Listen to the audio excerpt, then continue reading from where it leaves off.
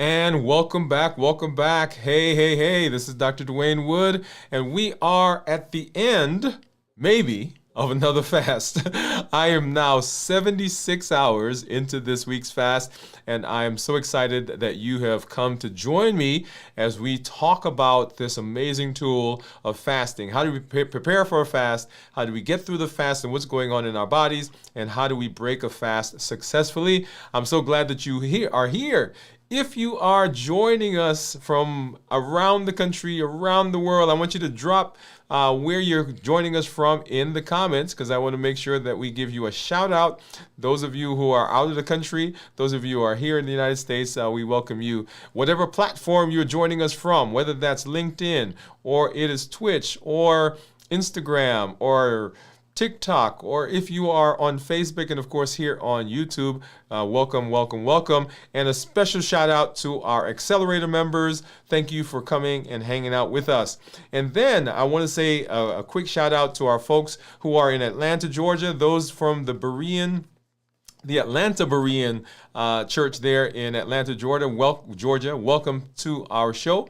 Those of you who are joining us from Nashville, Riverside Chapel, and those who are joining us from Louisville, the Magazine Street Temple Church there in Louisville, Kentucky. And if you are joining us because you saw our content at a health fair or your church or your community center or your doctor's office, or someone invited you, saw it on your newsletter, thank you for coming through and hanging out with us. We are so happy and excited that you are here right now.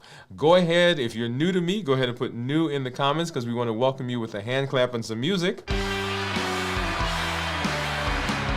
And let you know that we are excited to have you with us. If you have questions, go ahead and drop those in the comments so that we can get to those as we move through the rest of our show. I've got some good stuff that we're going to take a look at. I've got my monitors off to the side. And right below me, this is my Dexcom Clarity Report that we'll take a look at here in just a little while. If you've been following us, you know that I've been excited over the last couple of weeks as we have launched our MOVE campaign. This is giving you a space for improving your metabolism by moving, right? So you don't have to reinvent the wheel. You can just come and plug in and join us for that. Let's go ahead and let's take a look and let's listen to that promo right now.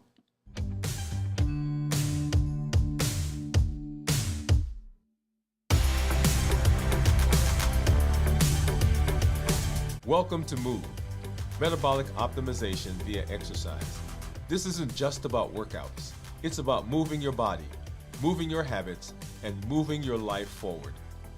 Each episode builds consistency, strength, and resilience step by step. I'm Dr. Dwain Woode, and together we're writing the story of health, transformation, and limitless living. This is MOVE. Let's get started.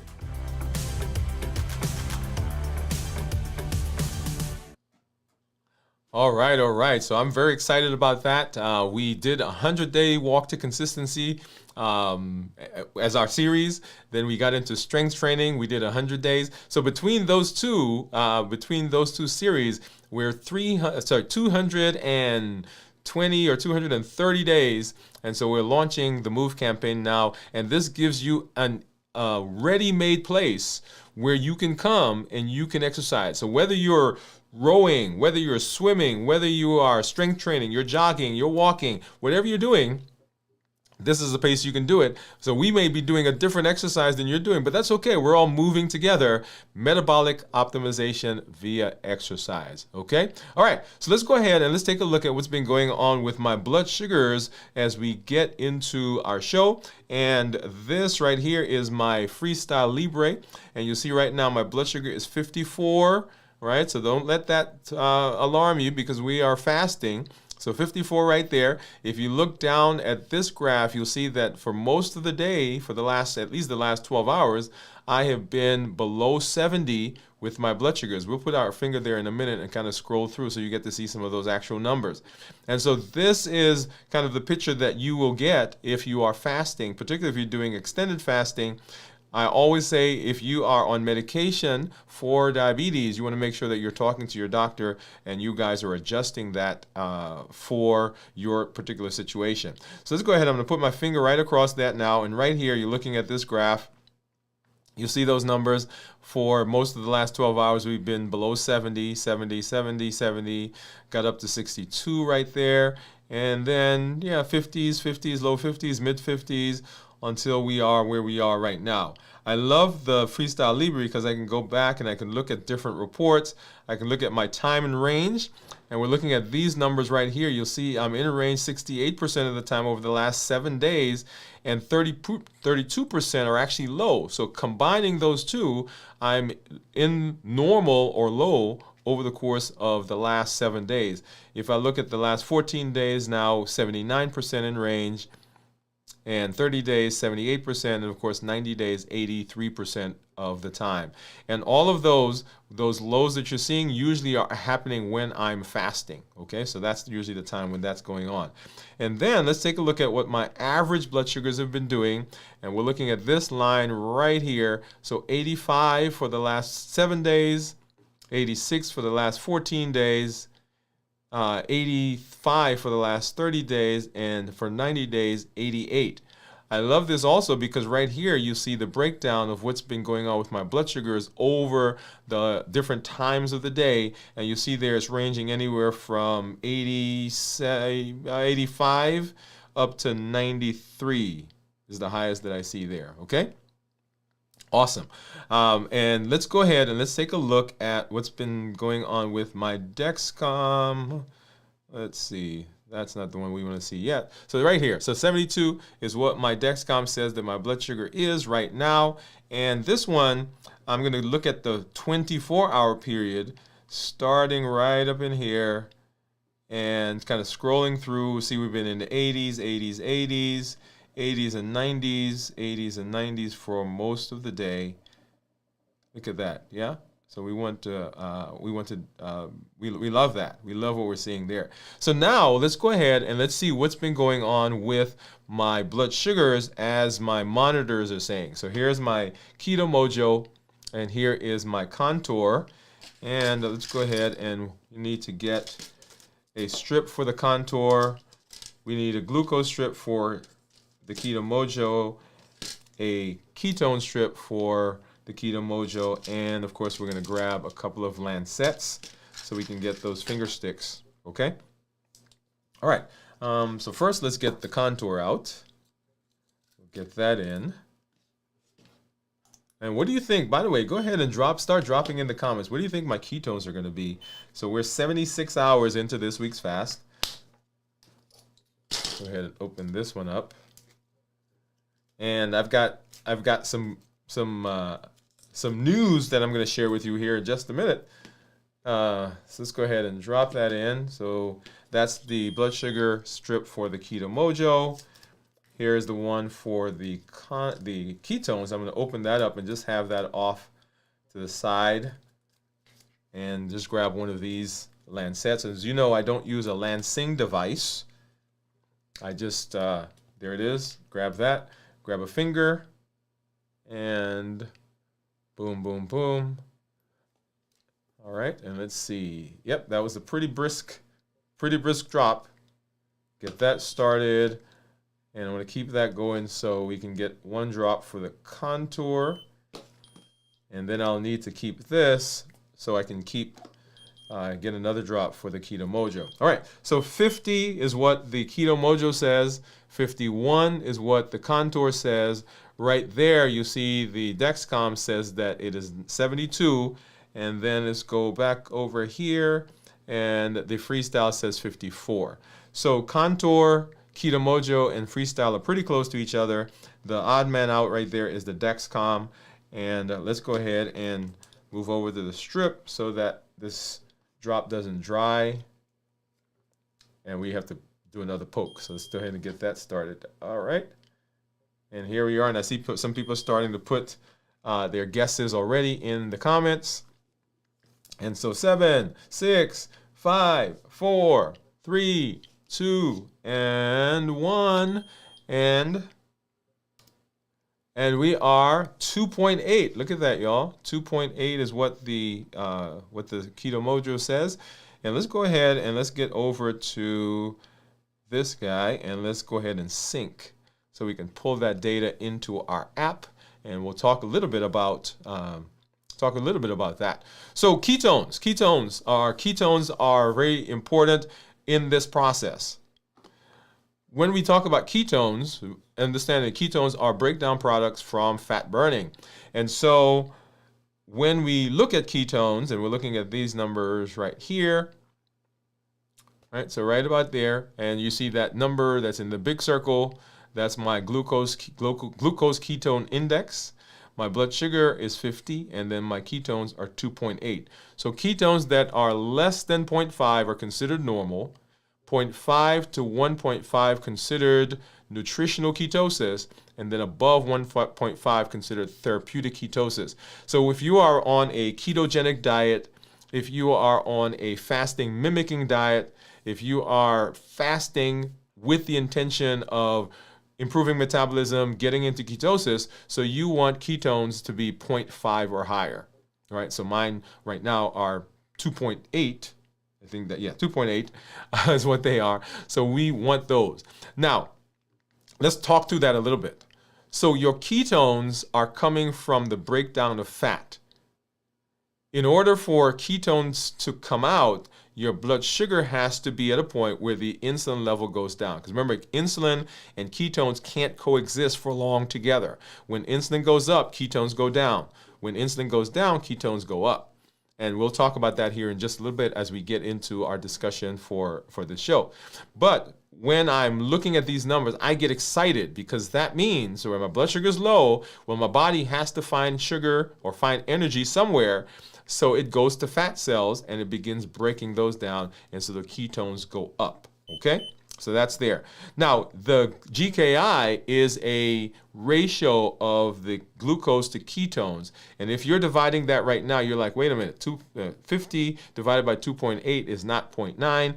And let's go ahead and let's talk about that. Let me grab my calculator for this one, because it is a ratio. So my blood sugar is 50. I've got to convert that to international units, and I do that by dividing by 18. And then now I take this number and I divide it by the 2.8 that we saw, and that gives me the 0.9 that we had in that circle. Okay, so if you see that number, don't let that confuse you. If you're tracking this, if you're tracking yours, and you don't have a device that does it for you, you can go online. There are apps that are on there. You just put your ketones and you put your glucose in, and it'll give you the number. So we want the GKI to be as low as possible. We want the glucose to be low normal, and we want the ketones to be high. So let's look at the graph that corresponds to this. And what you'll see is, let's go back here. So the tan line that you're seeing, those are my blood sugars. And the dashed turquoise line, those are ketones. So as the blood sugars were high, right? So blood sugars were high right there.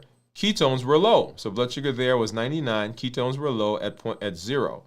As the blood sugars came down, 72, then my ketones began going up. And as the blood sugars continued to drop, my ketones continued to go up. And then when the blood sugars drop to where it is now, then my ketones continue to get higher. Okay? And you'll see that there. So once again, ketones and blood sugars, right, go in the opposite direction. Not because of the blood sugar, but because of the insulin that has to come out if the blood sugar is high. Okay, so that's what you're seeing there. Now let's go ahead and let's hop over and let's take a look at what's been going on with my blood sugars according to my reports over the last several days. And for this, I want to let's do this one so we can see a little better. Okay, so here is my average blood sugar over the last 14 days, 120. And we tell people usually we want their blood sugar to be between 100 and 120.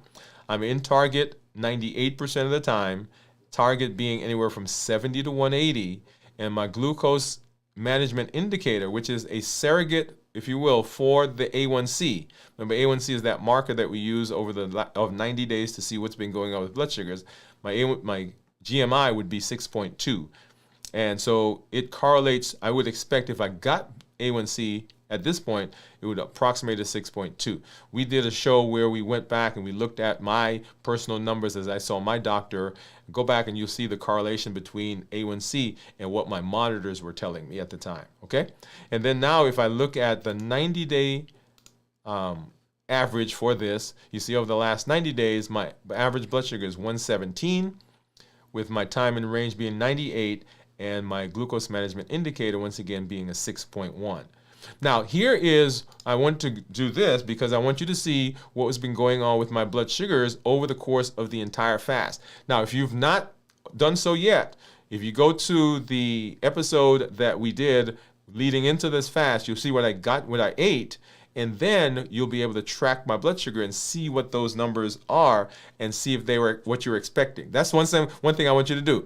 Go ahead and watch that episode, then look at these numbers and drop in the comments whether is that what you expected or the numbers were different than you expected based on what I ate. All right, so let's go back and we're going to start when I started the fast 76 hours ago, which is right in here. All right, so we started our fast right about there, and our blood sugar was 129. And let's take a look to see what was going on after that. So 129, we got up to 130, 140, 141, fluctuating over the next several hours. Now we're about, 7 hours away from the fast and moving into the rest of the evening after that fast started. And we started that afternoon. And notice we went up and then we started coming back down. And then into the next morning in the one low 100s, spiking up a little bit to 119, 120s, but staying relatively stable over the next. And then right here is where we're at. We're right at about 24 hours into the fast. So 105. So we've started in the 120s down to 105. And then going. And so here we are when we did our show at 33 hours or thereabouts, down into the 90s, continuing to go into the next morning, 90s, 80s. As I mentioned on the show, this, where it dipped down to the 50s, was probably not a real number. It probably just got disconnected, because notice that we were at 80s, we dropped down to the 50s, and went right back up to 99. So that doesn't usually happen that way. And so now look at this. The blood sugars over the course of the time they're fluctuating right around 100. And so here we are now 48 hours after we started that fast. We started in the 120s, we got down to low 100s, and then now 87, right? As we continued into that fast, and look at those numbers straddling right about 70s, 80s, got into the 70s a little bit, but basically staying into the 80s, and then coming into this morning as we continue the fast, 80s, 80s, 80s. And this is according to the Dexcom, and as you know, the Dexcom is a little higher than the Freestyle. So 80s, 80s, 80s into where we are approaching right now. And so right here, we were 72 hours into the fast, into the blood sugars in the 80s. And then now, as we are 76 hours later, blood sugar is 70. And so you're asking a very important question right now. And the question is, hey, wait a minute. If you've not eaten for 76 hours, why isn't your blood sugar much lower? Why isn't it zero? I get that question a lot. And so remember, your body has the ability to take fat and convert it to sugar. There's the triglycerides, and you've heard that phrase. And so the body breaks that apart, and you get two components from it. You get 3 fatty acids, and those go off to create ketones.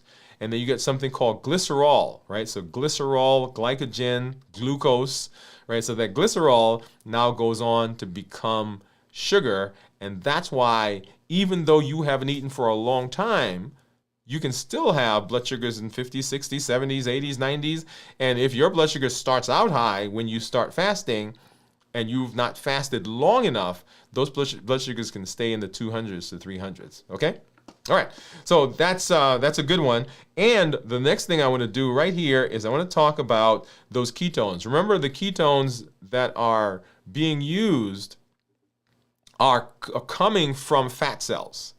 And so let's take a look at one of the things that we've been tracking, and that is my weight. And let's take a look here. And so going back to our weight graph, our weight trends, let's see, here we are. So, and so in this app I have, we've been tracking since I was 260 pounds, but my heaviest was 287 pounds. And so we've been tracking that over the course. I don't have that recorded in this app. It's in a different app. But notice that the trend has been in a downward spiral, right, which we like. And the reason I like to show this is that often people expect that number to go continually down all the time without any fluctuations. But it will fluctuate. Now, over the course of our metabolic improvement, we've done different types of fasting. We did intermittent fasting, 1 meal a day fasting, alternate day fasting. But the biggest drop that you see there is once we started doing some of the extended fasting. And what I'm excited about is, so a little over a year ago, I believe it was, or a couple of years ago, we hit 100 pounds down from our highest. And so we're just a few pounds away from 110 pounds at 177. So we're 179 right now. One of the things I love about what we do when we're tracking is we're not only just tracking the weight, and I want to make that point to you, that we're not just tracking weight, but we're tracking other components, because if we get those working, then the weight also is improving. And one of the reasons I love this app, and this is called Fit Index, there's no association with me and them other than I use their app and I use their scale, is that when you get on the scale, then it gives you lots of different pieces of information. And some of the pieces of information that we use is, body fat, hydration level, it looks at subcutaneous fat, bone mass, it looks at skeletal muscle, so all of those different things. And so for me, this has been kind of a game, and I've talked to you guys about this in the past.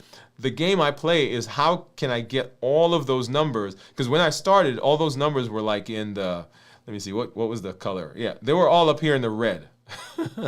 You see the right part of that?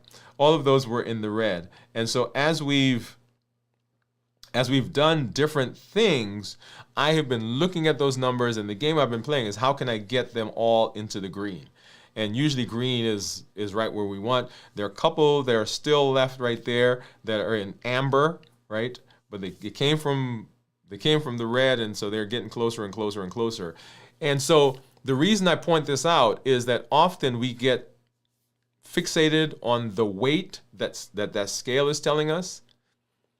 But if you do some of the other things, if you're looking at making sure you're hydrated, making sure you are keeping your lean muscle mass good, right? Strength, strategy, and mindset. So exercising.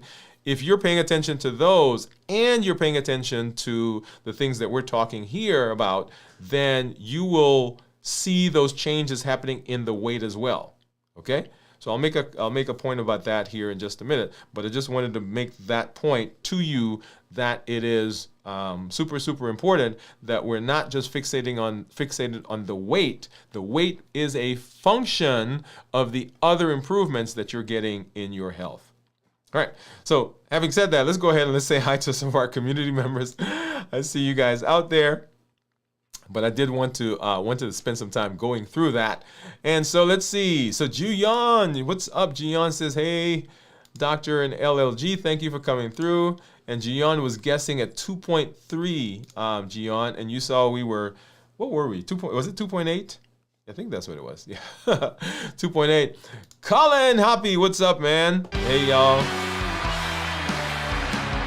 This is a good friend of mine. This is one of the guys I tell you when I travel and I go away. This is one of the guys that goes with us. Hey, Colin, thank you for coming through, man. So hi, Colin from Jiyon. Hello, Dr. Woode, Jiyon, Colin, and LLG. Thank you for coming through. Hi, sis from Jiyon to Cornelia. Hi, sis. Here it's 8 a.m. Saturday. So Jiyon, you're ahead of us, right? So thank you for coming through and hanging out with us. Cornelia says, yay, I'm so glad you made it. Wow, doctor, 76 hours, great. Yes, yes, yes. Thank you, sis. 76 hours is awesome. 2.3. So Cornelia, was that your guess for me, or was that where you are? Gion says amazing. I just guessed the same as you. Okay, so you're guessing. Wow, amazing number. Yes, it is 2.8. Yeah, love that number. Let's see. Since we are about the same ketone number, yes, yes, we did. We were close. That's right. Okay, so Cornelia was guessing at my ketones. Steve, what's up, Steve? Steve said, "Hello, friends." Well, I'm not really. I thought I was 2.0 at first, but it was 2.8. Oh, okay. Hey, Steve from Cornelia. Hey, Steve from Gion. Yes, yes, yes. So excited. So, Steve, what were your ketones? I know Steve always has ketones that are above 0.5. So we love to see that. So let's go ahead and let's have our conversation. We're going to talk about fasting. And I've got something I'm gonna tell you here in just a little bit. So right now I'm 76 hours into this week's fast, and I'm so excited about that. Let's see, where do I want to go? Give me just a second here, y'all. All right, here we are. And so always excited when I am fasting. When I get into a fast or when I'm approaching a fast, I actually get excited. And people say, "You get excited? Why?" I say, because I love getting into the fast. The fast really helps me in so many ways metabolically, and helps me with a lot of what I do, what I'm trying to correct in terms of my health. So let's go ahead and let's take a look as we get into that discussion. And I'm going to do something here really quickly. Okay, here we are.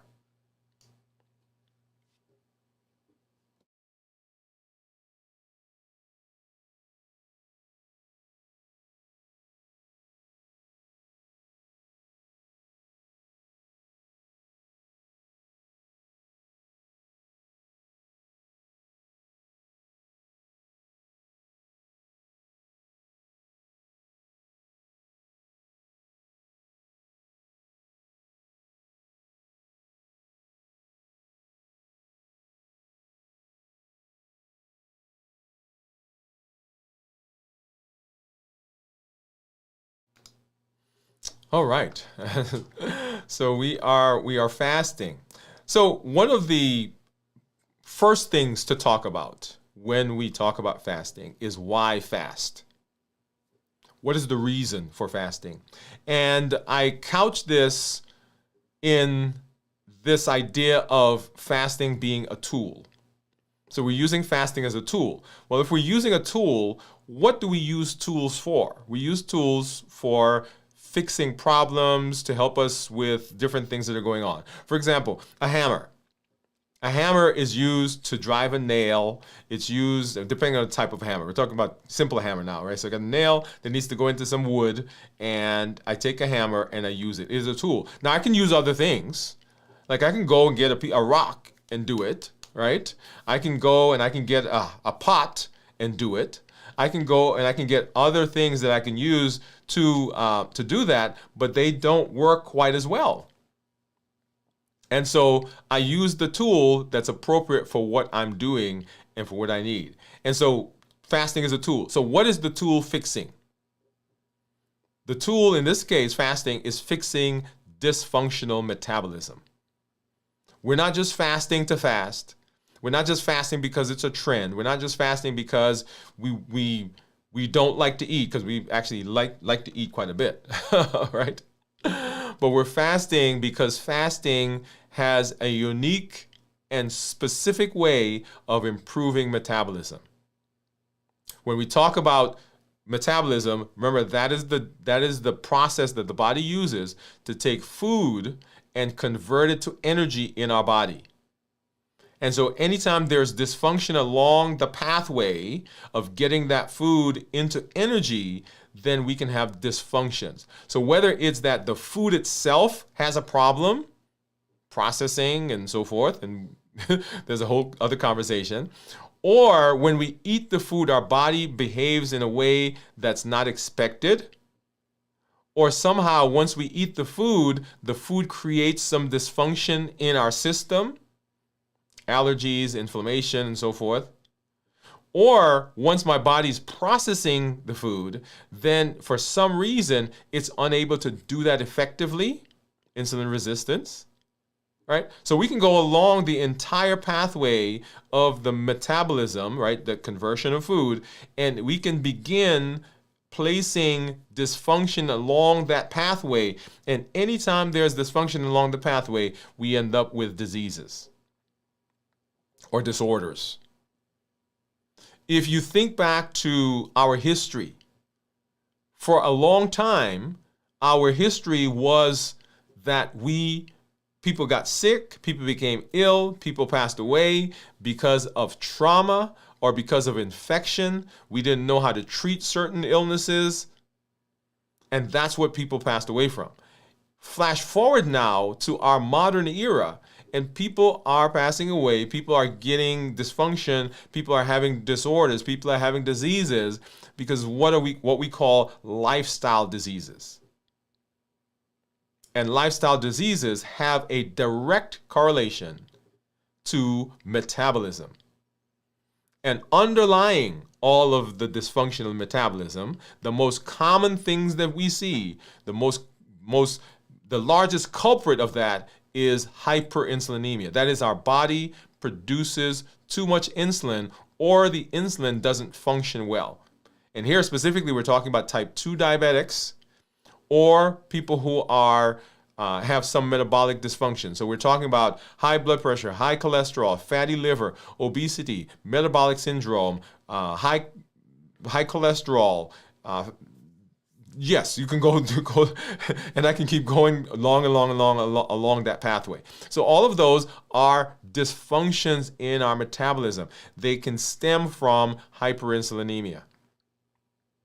And so fasting is positioned in a unique way to help reduce those dysfunctions and to help us get better. So this is not simply a diabetes-related thing, because people who are not diabetic, who are pre-diabetic, or people who are not diabetic or pre-diabetic who have hyperinsulinemia can have heart attacks, strokes, high blood pressure, high cholesterol, they can be obese, they can have fatty liver, right? So all of those things. Now we tend to talk about those when it comes to diabetics, but I know that some of you are out there and you don't have diabetes. You've not been told you're pre-diabetes, but you're overweight, you have high blood pressure, you may have had a heart attack, you may have had a stroke. How come? Right? So that's the question. So it's not just a diabetes related issue. It's not just a pre-diabetes related issue. It is a dysfunction along the metabolic pathway. And so fasting is a tool that we can use to help improve that, because fasting improves insulin sensitivity. Fasting, when we do it, we're reducing insulin. When we are fasting, we're decreasing intake. We're getting our bodies to use up the glycogen that's in our liver. That glycogen, once it's gone, the body then turns to fat cells. So now our weight goes down. When it turns to fat cells, we get ketones. So our appetite gets suppressed, and we can go down that pathway. All of that happens as a consequence of fasting. So why do we fast? That's the reason right there. That's why we fast. And so when we fast, we want to know, what do we need to know? If we're going to use a tool, let's use the tool appropriately. If we're going to use a tool, let's talk about when we should use the tool and what are the benefits that we're going to get from the tool, okay? And so this is where we are now. We're talking about fasting. What do we need to know? And when I talk about fasting, I divide fasting into 3 different components. How do we prepare for the fast? How do we get through the fast successfully? And what is going on in our bodies? And how do we break that fast or end the fast appropriately? So how to get ready. And get ready, we can spend the entire year talking every single day about how to prepare for the fast, and we still would not end the discussion. That is not to say that the preparation is that complicated. That really is to say that there's so much that we can learn, so much that we can get ready for, so much that we can prepare, that we can talk about it forever. But simply preparation for fasting, we have to understand, number one is that we're not just not eating. Fasting is not just about not eating. We sometimes will think that that's what it is about, but that's not what fasting does for us. Fasting has the ability to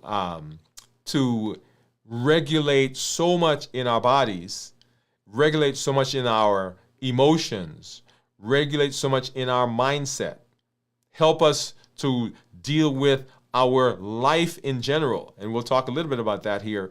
But fasting does not just fix metabolism, it actually helps us in several other areas. So when we're talking about fasting, yeah, we're not eating, but that's not all that there is, okay? All right. So how do we prepare for the fast? How do we prepare for the fast? We prepare for the fast by making sure that we understand that there are some very simple things that we can do, that we should do as we're going through the fasting process. Okay? So fasting, how do we prepare? If we do our fast well, then we will have success down the road. How we prepare the fast ultimately helps and dictates how successful the fast is going to be and the benefits that we get down the road. And so when we talk about fasting, we talk about preparing physically, mentally, emotionally, spiritually, socially. There are lots of different things that we can do, but the three that I tend to want to emphasize are the three that cause the biggest challenges for people. That is how we prepare physically, mentally, and emotionally.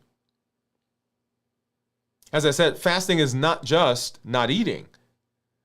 So there are some physical things that we want to do. We want to make sure that we are resting.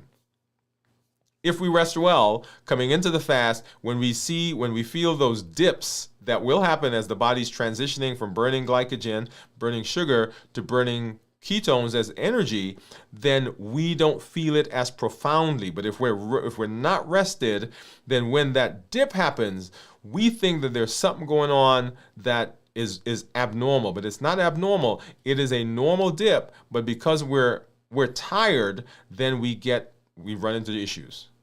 Okay, so making sure that we're rested, making sure that we are hydrated.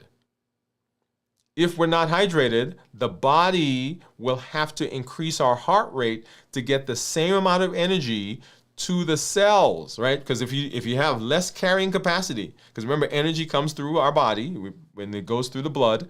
So if our blood volume is lower, my finger doesn't know that. So the body still has to get the same amount of energy to that finger, and to my toe, and to my brain, and to my heart, and to my liver. So all the body still wants the same amount of energy, the same amount of oxygen. So how do I get the same amount to those organs while the ability to carry it has decreased, right? Because now I have less blood. Well, if I'm going to do that, I just make the blood go faster. Yeah. So it's kind of like, you're moving, right, to a different house. And you're supposed to have 10 people who are coming to help you, and those 10, they're taking pieces one at a time. Well, if you have a deadline, you got to get there by a certain time. Well, how do you make that happen? Well, you tell those 5 people who showed up, hey, you got to work twice as fast. Same idea. And so we feel that as palpitation, feel like the heart's racing, skipping a beat. We can feel lightheaded because the volume is lower, so we're not getting as much energy to our brain, and thus oxygen to the brain. All those things happen because we are dehydrated.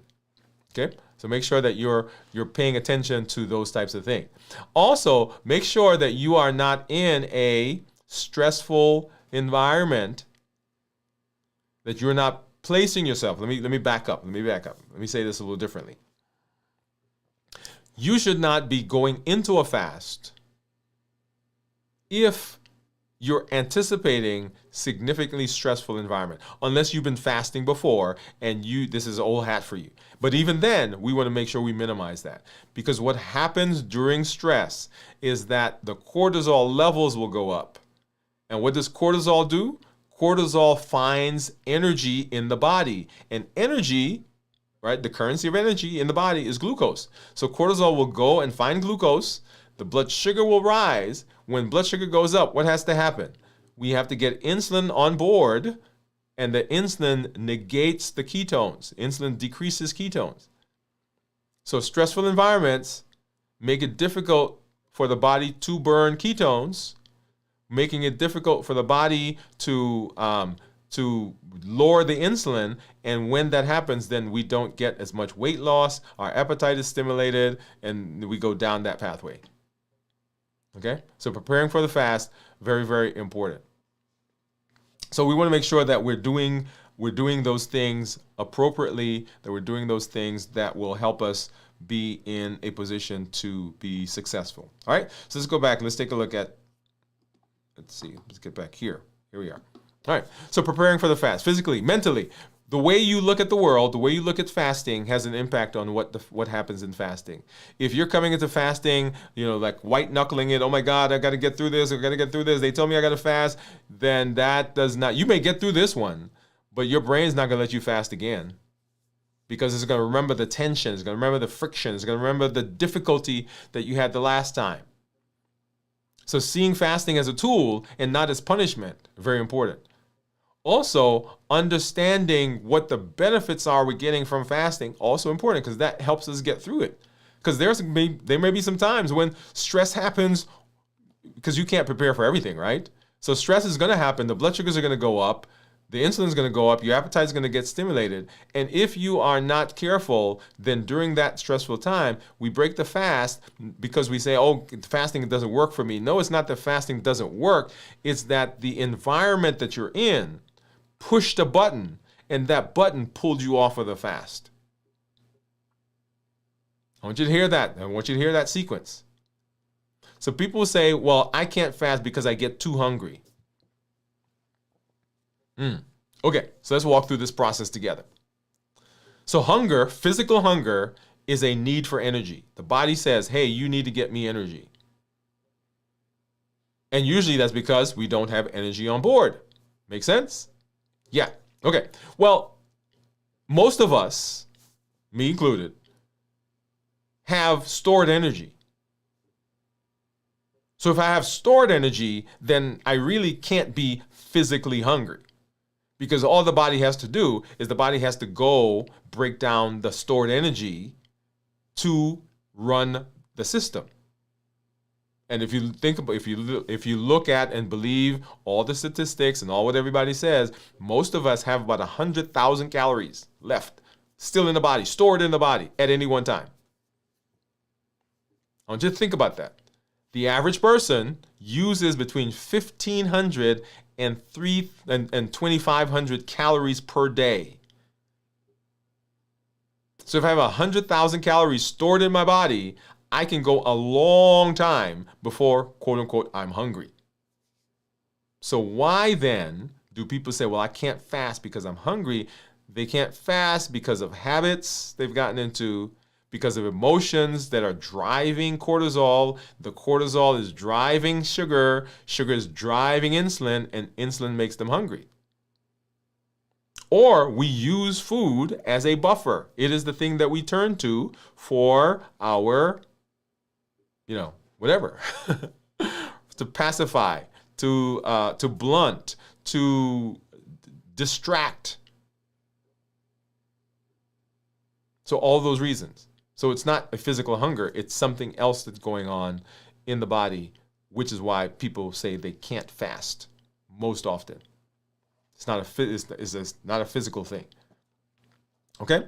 All right. So back to this. So mentally. So how we see things, how we relate to life, how we relate to ourselves, how we relate to our family, how we relate to our job, and all the things that we have to do mentally has an impact on the fasting. And then, of course, emotionally.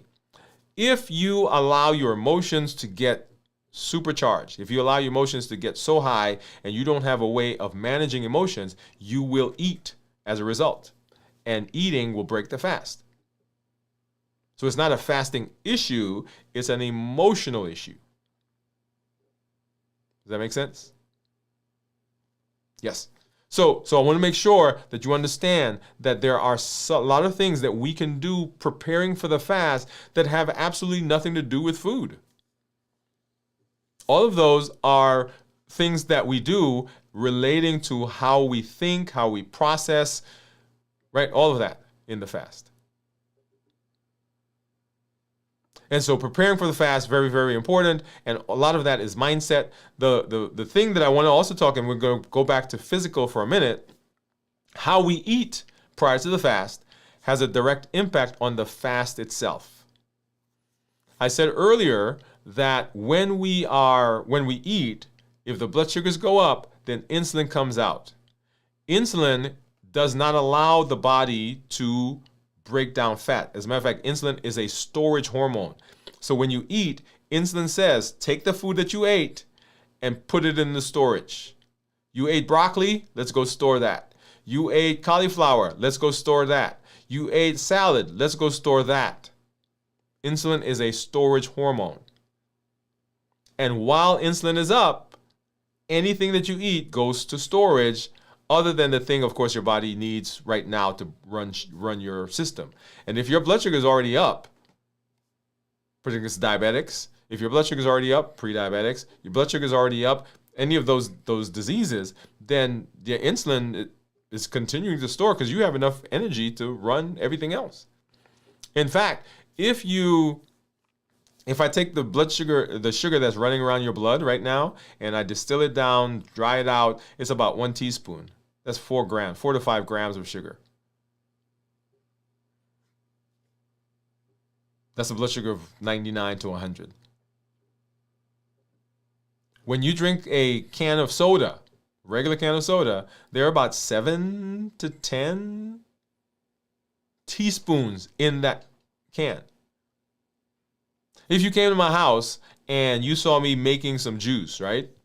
And I took a glass and I poured a little water and I took 7 teaspoons of sugar and dropped it in and just stirred it around and handed it to you, you wouldn't drink it.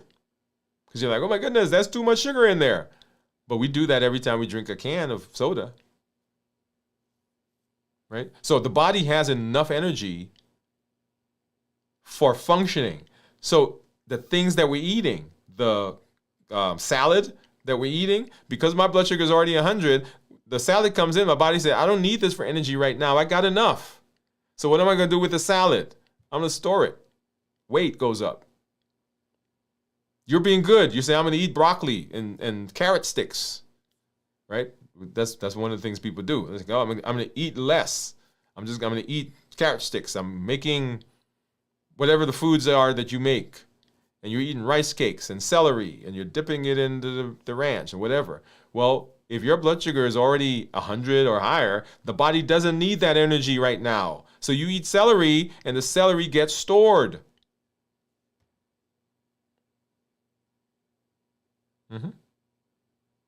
And I mean, let's not even talk about if your blood sugar is higher. So coming into the fast, we want to eat things that don't inhibit the body's ability to get into ketosis. When I first started fasting, one of the things I did was I was like, man, I know I'm going to fast, so let me eat up all the stuff I want. So before I get into the fast, and then everything's going to be fine. Well, guess what? I ate all the stuff, blood sugar went up, and so now my body has to process that. It takes it longer to process it because the blood sugar's up, and so now I get into the fast, but because it takes so long to bring the blood sugar down, by the time I'm getting ready to end the fast, the body's still processing the sugar, or is just now finished processing the sugar. So I didn't really get a good fasting process.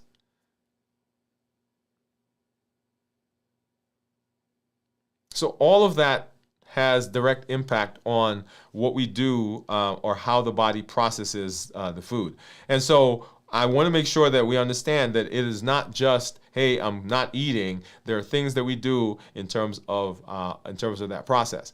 And so when we look at fasting, one of the things that I always tell people that we want to do is we want to prepare for the fast. We want to get through the fast successfully. But there are a couple of things that I want you to take away, a couple of takeaways for preparing for the fast. Number one, understanding that preparation is key. Two, we prepare mentally. And I list mentally there specifically because it affects all the others. How you feel mentally affects everything else that happens, emotionally, socially, spiritually.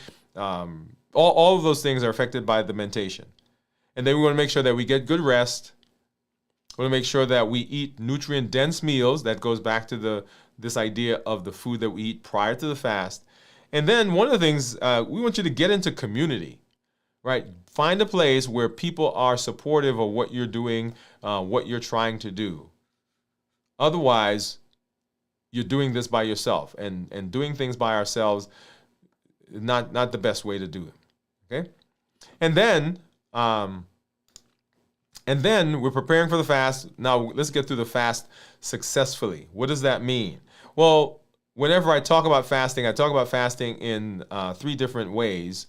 One of the ways I divide it down is by 24-hour periods, because typically that's what I tell people to fast. You should be able to fast for 24-hour period at a time. So we're going to talk about a 24-hour. We'll probably get into the 30-ish hours or thereabouts, so that we can get through that. So how do we prepare for the fast? Understanding, number one, the first part of your fast is actually not necessarily called fasting. It's called the postprandial period. And the postprandial period is the period after you stop eating.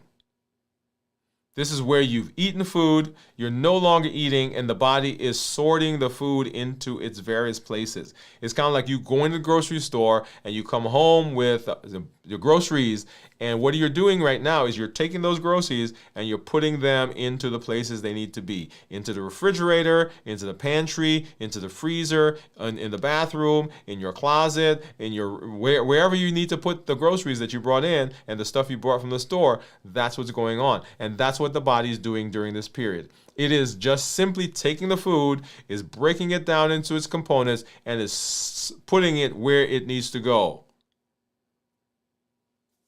We haven't gotten to, hey, let me go burn fat yet. We haven't gotten to, let me get some stuff out of the liver yet. We haven't gotten, none of that's happening because the body simply, it has a bunch of stuff and it needs to put it away.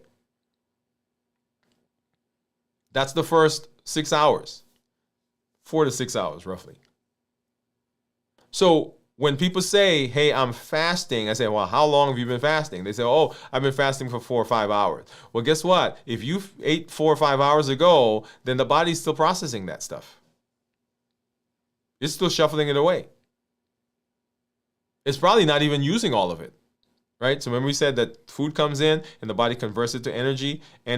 So when you eat food, the body has to decide what to do with it. Either I'm storing it for later, or I can use it right now for stuff I need. Well, if your blood sugar is 100, 200, 300, whatever number it is, then guess what? You have enough sugar in your blood for the body to say, everything else, I'm going to store it. So if we're talking about fasting, the 4 hours, 4 to 6 hours, it's the postprandial period.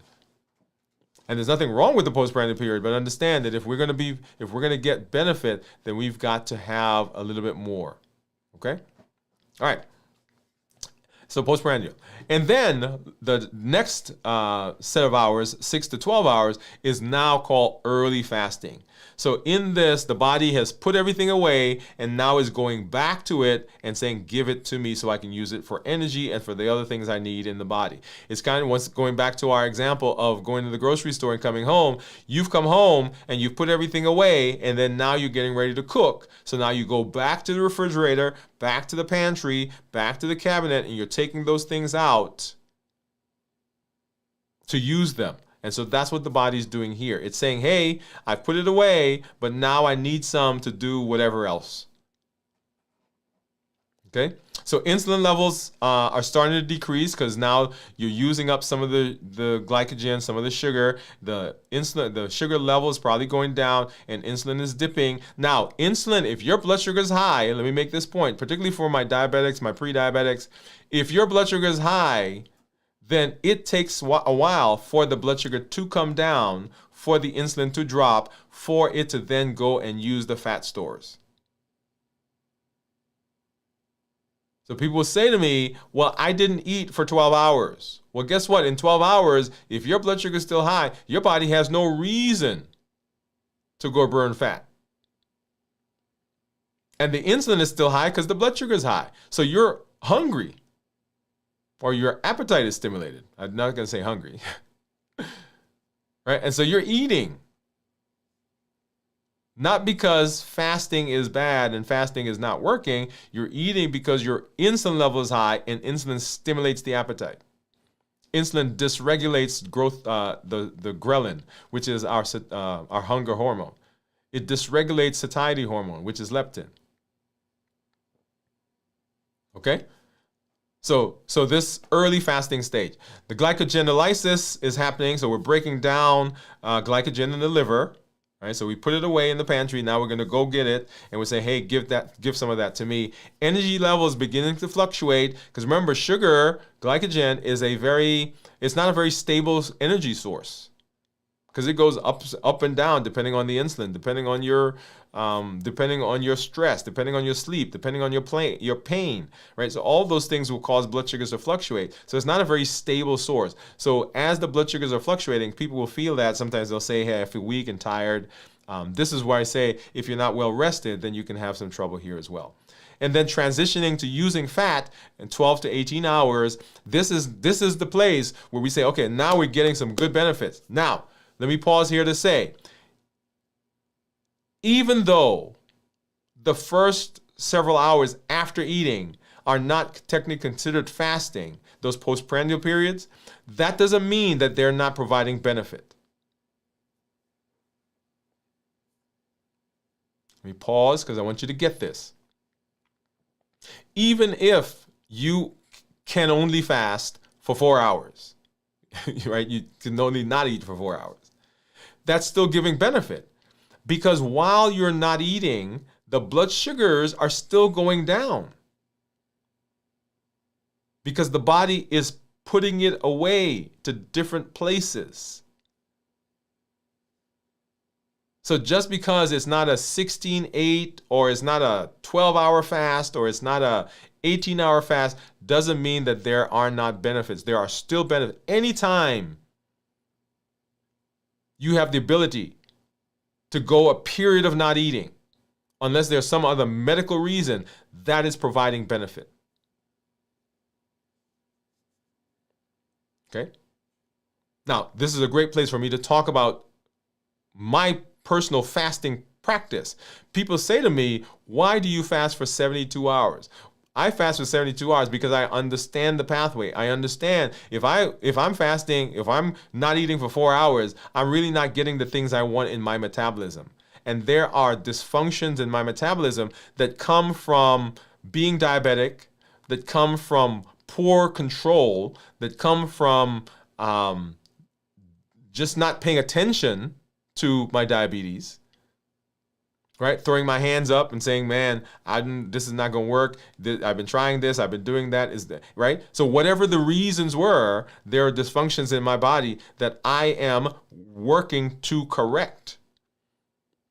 And so if I want to do that, then I've got to find the best way to do that. Now, for me, I've chosen to do it in this way, using an extended fast. But that doesn't mean that you have to do an extended fast like I'm doing. So 24 hours is what we say to everyone. You should be able to work your way up to a 24-hour fast once a week. Wherever you start, whether you start at 1 hour, 2 hours, 3 hours, 4 hours, work your way up 24 hours once a week. Because during that time, the metabolic benefits that you get are amazing. You guys have been watching, you've been following me, and I was sharing with someone just this morning that what you are seeing is a I was going to say a day in the life, but it's not a day in the life. It's years in the life to watch my metabolic process. So I fast partially because, hey, there's a metabolism that I need to correct. I fast partially because of you, because I want you to see what's going on in your body over the course of time. That's why we show our blood sugars. That's why we show our ketones. All of that is with the idea that you get to understand better in your body what's happening. Okay, so that's our 12 to 18 hours. And then 18 to 24 hours, ketosis is beginning. It takes about 24 to 36 hours, sometimes starts a little earlier, for the body to deplete the glycogen in the liver. Now, this is an important concept. So think about going to that grocery store we were talking about, and you go to one of those big box stores and you buy a 50-pound bag of rice or 50-pound bag of whatever. And you now bring it home, you put it in the pantry, right? You store it. Well, you don't go back to the store to buy more until that one is done or near done. So similarly, the body is pulling stuff out of the liver. It doesn't go to the stores, the fat cells, the stuff that's in the pantry, until it's used up what's already there. And it takes about 24 to 36 hours for that to happen. And so in this process, our ketosis, our ketones are starting to go up. Glycogen stores are nearing depletion. This leads to increased ketosis or ketones that are forming. And so the body is in the process of using up the stores that are here. And then after that, it gets to go to the fat cells. Okay? Autophagy is beginning. And this is an amazing process. This is the body's cellular cleanup process. This is where we talk about improved inflammation. We talk about improved immunity. We talk about correction of different things that are going on in the body. You know, better skin, better nails, better hair, because the body is sending out its scavengers and it's taking all of those broken, misshapen, unused, damaged, malformed, malfunctioning pieces of the body, and it's sending them off to recycling and saying, hey, take this stuff. I want you to process it and send it back to me as something better.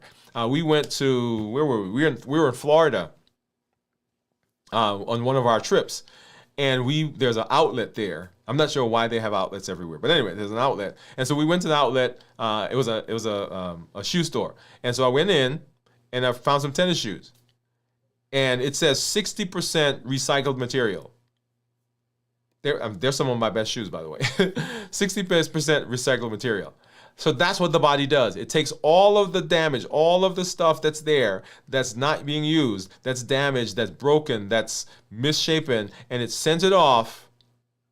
It processes it, and then it brings it back as better, usable stuff. I want you to think about that. So fasting enhances autophagy. Right? Let's walk through this process. Autophagy is the body's ability to repair and to clean itself up. Well, one of the things that happens in our bodies is that there are cells that are growing abnormally. Let me pause and let that sink in. Those are called cancer cells. They're misshapen, they're damaged, they don't function like they should. And during the process of autophagy, we just said that the body sends scavengers out and it finds those broken, damaged, misshapen, malfunctioning cells. It takes them out and it sends them away to recycling. So one of the things that happens in fasting, in ketosis, is that when we talk to the folks who treat cancers, they say that people respond better when they're in ketosis. Fasting has been used for that process. We talk about people who have dementia right? Those neurofibrillary tangles, which are the things that are responsible for things like Alzheimer's. Those are damaged, misshapen proteins. So the body goes out and it scavenges those. We said, and the phrase that's being used, being thrown around, is type 3 diabetes, right? So that's the dementia, the Alzheimer's. So if we can correct the blood sugar, the insulin resistance, the hyperinsulinemia, think about what that means for people who have dementia and Alzheimer's disease. People who have neuropathy, misshapen, damaged nerves, proteins, amazing. That's all going on with autophagy, right? So this period here. So lots of important, lots of beneficial things, and we can come and we can talk, like I said, we can talk about ad nauseum about the things that happen in fasting. So then the 24 to 30 hour period, fat adaptation, significantly increase in our ketones, an increase in our or decrease in our gluconeogenesis, right? So the body is now using fat. It's using fat. It's breaking it down. Ketones are there. We start to get mental clarity because the beta hydroxybutyrate is what we like, right? The brain likes that. Our growth hormone is up, so our muscle mass is being protected. Yeah, right? We have so many of those other things. Brain-derived natriuretic factor, which is like miracle grow for the brain. So all this is happening during the time of our fasting. So we talk about the metabolic benefits, but also there are neuronal, immune, inflammatory, all of those things happen during fasting. That's the beauty of the fast. And guess what, y'all? It's free. You don't have to buy anything. You don't have to go anywhere. You don't have to, it's free. So when we talk about fasting, we talk about how to prepare for the fast. We talk about how to get through the fast and what's going on in our bodies. And for getting through the fast, the same things that we talked about as we talked about preparing for the fast, we want to make sure that we are hydrated, make sure that we're rested, making sure that we are not doing any, we're not having some undue stress. And once again, you can't get away from all stress, but don't deliberately put yourself in stress and say, I'm fasting now. If it's your wedding day, if you're moving, well, I'm not even going to go through the list because we can go through a list of stuff, right? Those aren't good times for fasting, by the way. Okay? So as we talk about preparing for the fast, we talk about breaking the fast, and then we want to talk, we talk about getting through the fast, and then we want to talk about how we break the fast and what happens during that process. And these are very important things. So how we break the fast is important because if we break the fast in a way that is not structurally sound, we can undo the things that we had happen in the fast itself, right? So breaking the fast. What does that mean? Well, here are some tips that I want you to get. Number one, you want to monitor what's going on in your body, and particularly we want to monitor blood sugars. If you are so inclined, and I recommend it, you should also monitor ketones. These are things in your body that tell you how your body's responding to food, to sleep, to stress, to pain, to whatever it is. We all believe, and we teach in this way, that all foods that are good for you are good for everybody. I'm going to just stop there for a minute because you can already see where I'm going. Just because a food is on a list that said it's healthy, and the word healthy has all kinds of connotations, doesn't mean that it's a good food for you. Why do I say that? If I take 100 people and I give 100 people a salad, and exactly the same salad, we can replicate it. We are guaranteed that it's exactly the same amount of all the ingredients, same amount of everything. And all those 100 people, let's make them non-diabetic, right? So this is not a diabetes issue. If I take all those 100 people, give them exactly the same thing, and hook them all up to a monitor, all of them will have different rises in their blood sugar. If I were able to check their insulin, all of them would have different amounts of insulin that were produced. If I were able to check their blood sugars 2 hours after they ate, all of them would have, I shouldn't say all of them, not all of them can have different blood sugars. Let me say that way. So that doesn't mean that every single person responds in the same way to every single food. Now, your question is, what are the foods that cause dysfunctions in my body? Not in my wife's body, not in my son's body, not in another person's body. What are the things that are affecting me? Here's an interesting thought. We talk about food allergies, but we don't talk much about food sensitivities. So allergies, you eat something and you have a reaction usually right then. Right? All of a sudden your lips are swelling, you're having trouble breathing, you break out in hives, whatever it is. Allergy, boom. You eat it, you see it. An intolerance, however, is something that you eat that has an abnormal process or effect on your body, but it may not be right away. So you ate something today, and 2 weeks from now, 3 weeks from now, you feel something is not right. I'm not having an allergic reaction, so I don't have anything on my skin, or I may. I'm not having a breathing problem, or I may, but I just don't feel well. And you begin thinking, okay, well, what did I eat yesterday and the day before yesterday? Where did I go? What did I touch? Who was around me? Was somebody sick? And you're thinking, what? You're thinking, hey, the last 2 days, 3 days, 4 days, maybe you're thinking the last week, but you're not thinking 3 weeks ago. But 3 weeks ago, you ate something that had an effect on your body that you are now feeling today. And, okay, it got better. I don't know what happened, but, I was feeling bad, and I started feeling good. My energy is back. I'm sleeping. I don't feel ill.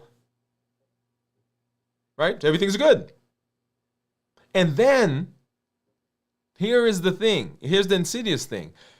You encountered that thing again because you didn't know that was what was causing the problem. You ate the same food. You went to the same place. Whatever it was, and that's not even on your radar. And you eat it again. And 3 weeks later, guess what? Boom. So unless you're paying attention to that, you don't realize that it was that thing that you ate 3 weeks ago. So monitoring. Not just monitoring, and here we're talking about monitoring blood sugars and ketones and so forth, but you should be monitoring your food, right? If you're working on your metabolism, if you're working on those health issues, you should be thinking, you should be recording, you should be monitoring. And I'm not talking about becoming a scientist, but pay attention to your body. Your body will talk to you. It will tell you things, and sometimes we ignore it. It's like, oh yeah, I was feeling such and such, but it's okay. I'm better now. Okay? So monitoring blood sugars. Portion control. We have gotten so used to eating in a certain way, a certain size. In fact, we were traveling. We were in Paris.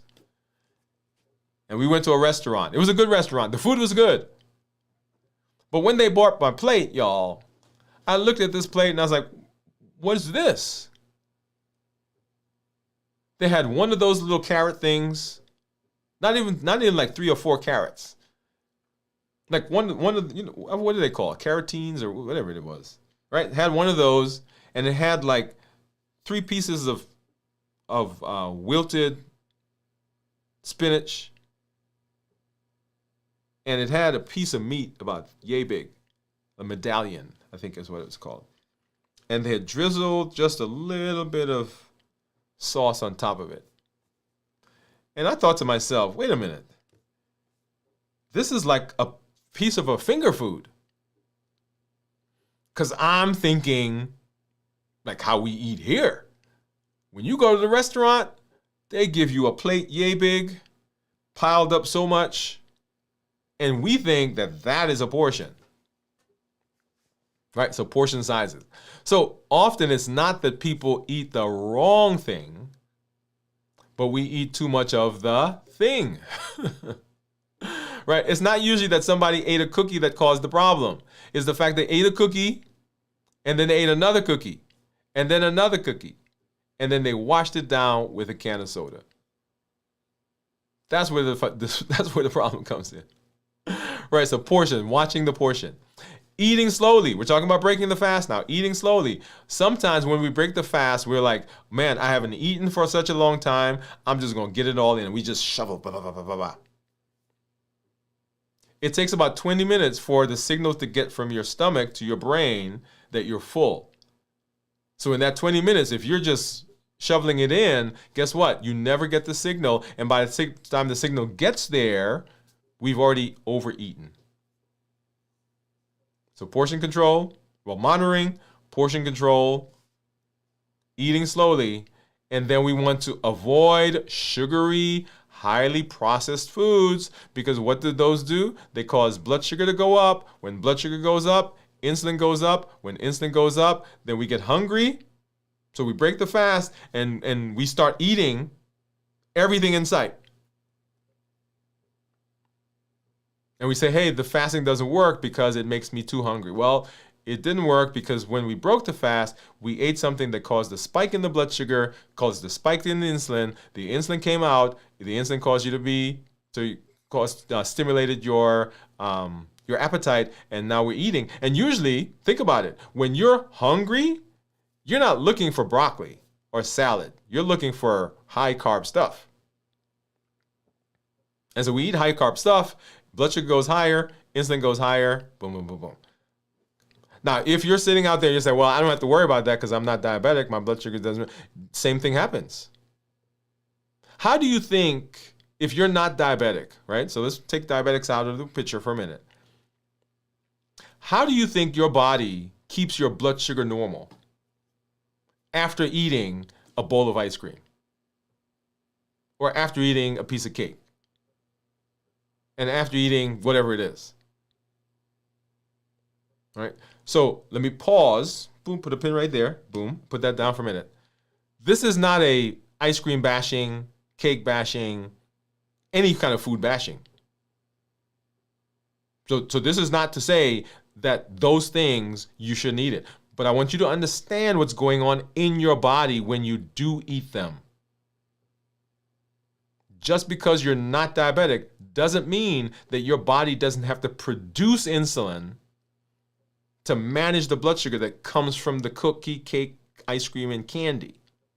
It has to do that. That's why your blood sugar stays normal. That's why when you go to the doctor, they say, hey, your A1C is good. Hey, you're not diabetic. Why? Because your body is doing the job inside, and you're not seeing that.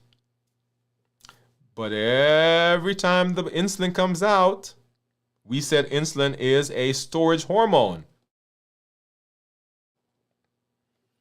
And when it comes out and it's storing, even if you're not diabetic, the weight goes up. The appetite gets stimulated. You think you're ravenous and you think you just love chocolate chip cookies. No, you don't just love it. It's that the insulin is there and the insulin says, go eat some chocolate chip cookie because it stimulates the appetite. Okay? So avoid highly processed, high sugary foods because those will cause problems for us. Hydration. Make sure you're hydrating.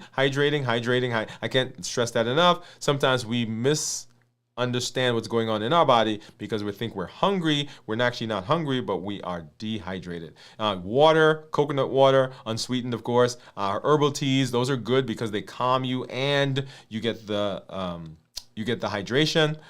Proteins. Make sure that when you're breaking the fast, you want to eat proteins. Proteins will keep you full longer.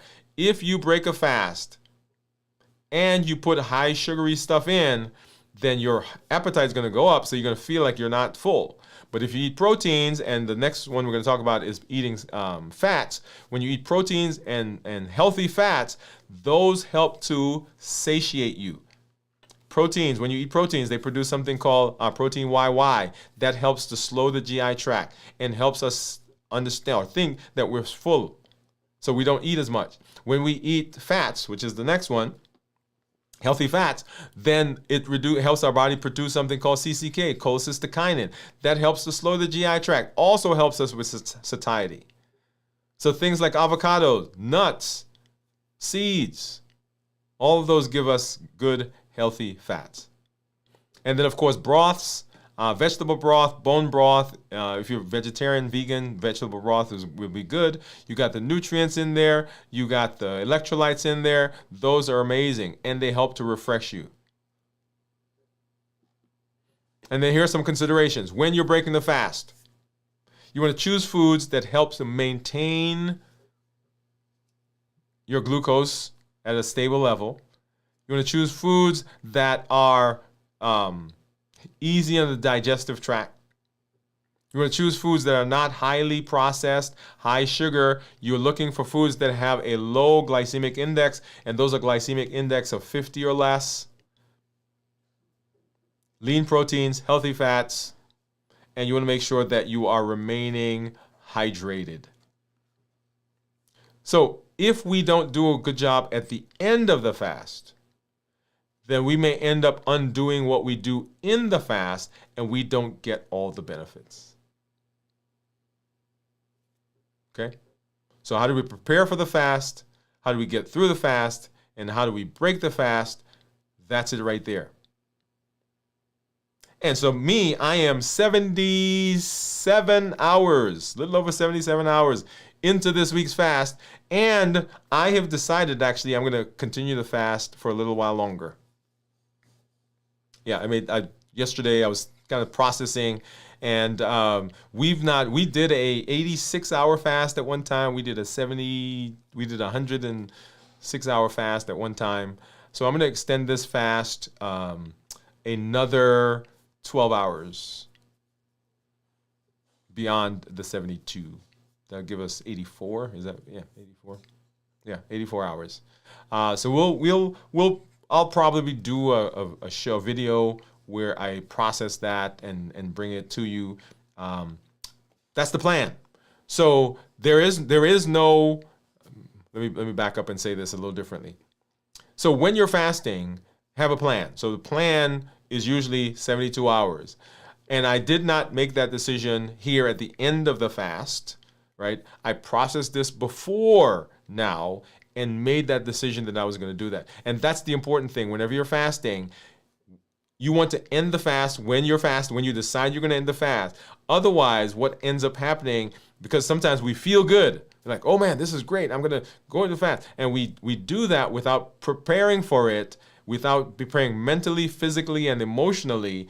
And during those last hours where we added those hours, we end up having a not so good experience because we weren't well hydrated, we weren't well rested, something else was going on that we pushed into, and the emotions came through and the cortisol came out, and so those last hours are not well received, and so we have a bad time in the fast. So this is me making a decision way before the end of the fast that this was something I wanted to do for my metabolism, and so we're going to do that here right now.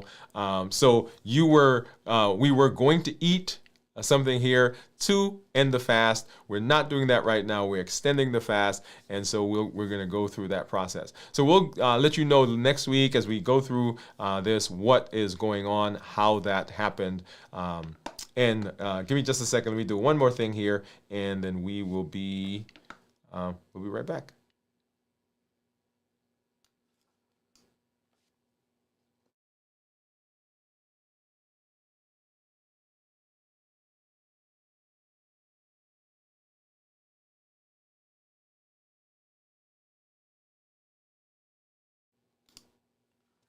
All right. And so that's where we are. I know there are a lot of our community members that are out there who are fasting, who have done a 24-hour fast.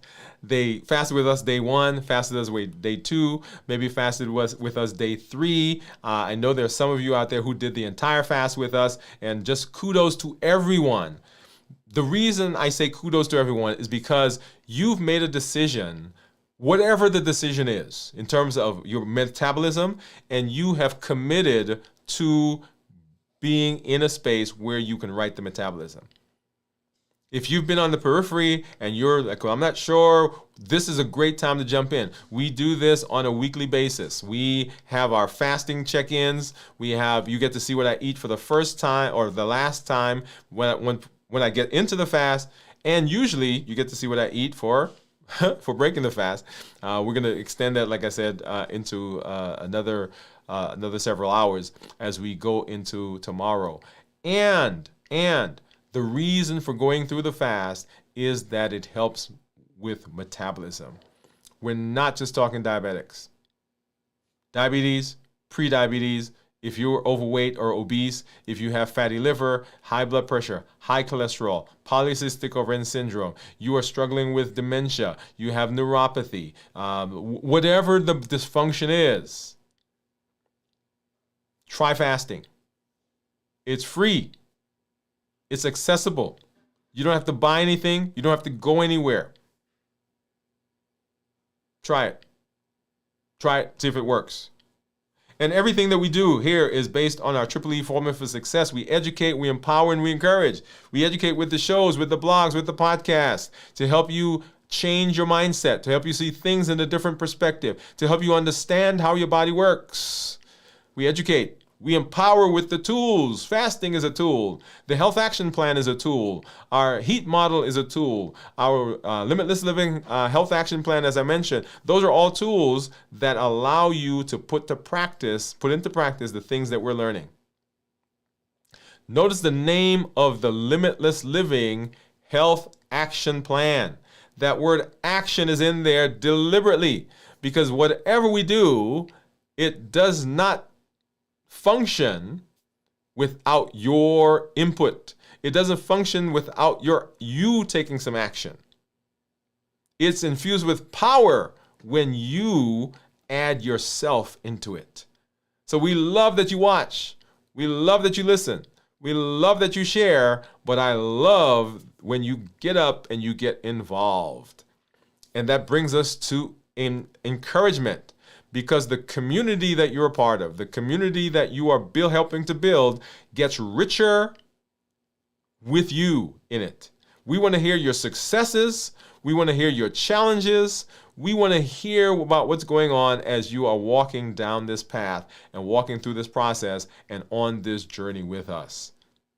Your story is the exact answer to somebody else's question. Your story, regardless of how troubled it has been, your story, regardless of how bumpy and rocky and sometime-ish and 2 steps forward and 1 step back it has been, that's the question and that's the answer for somebody else.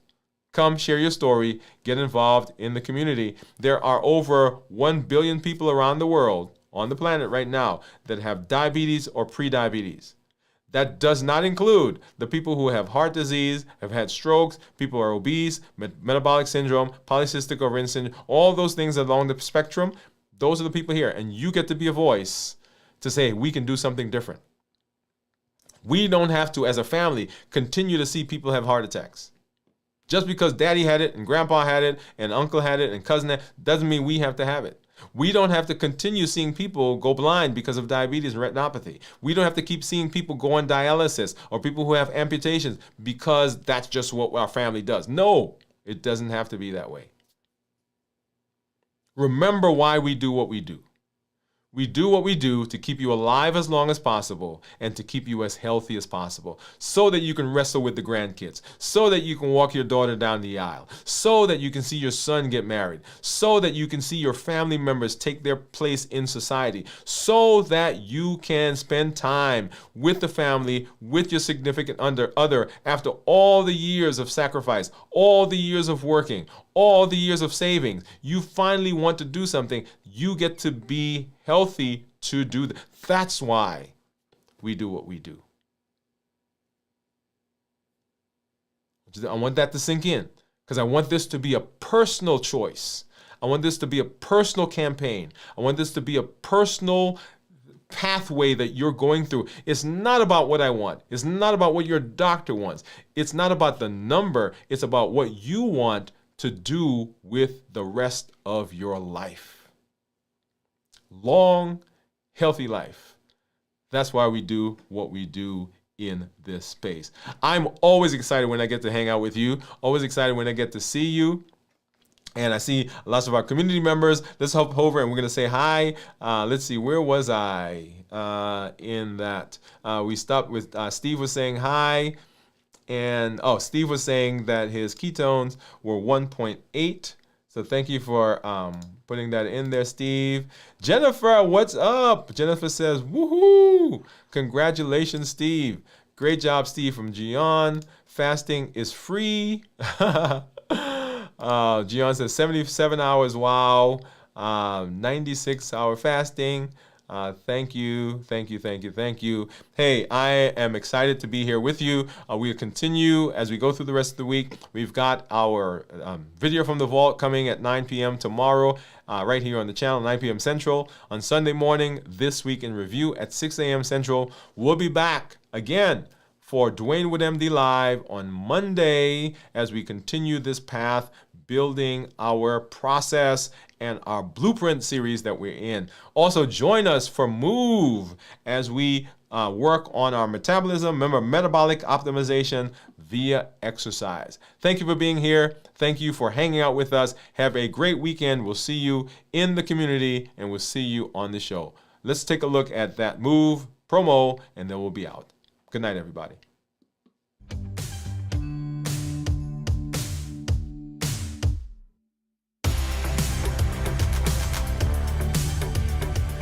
Welcome to Move, metabolic optimization via exercise.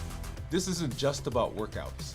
It's about moving your body, moving your habits, and moving your life forward. Each episode builds consistency, strength, and resilience step by step. I'm Dr. Dwain Woode, and together we're writing the story of health, transformation, and limitless living. This is Move. Let's get started.